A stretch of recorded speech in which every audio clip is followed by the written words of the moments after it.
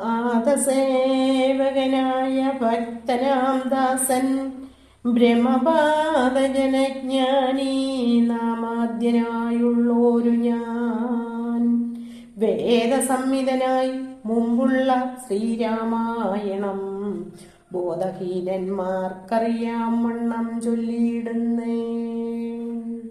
വേദവേദാംഗ വേദാന്താദി വിദ്യകളെല്ലാം ചേതസീ തെളിഞ്ഞുണർന്നാവോളം തുണയ്ക്കണം.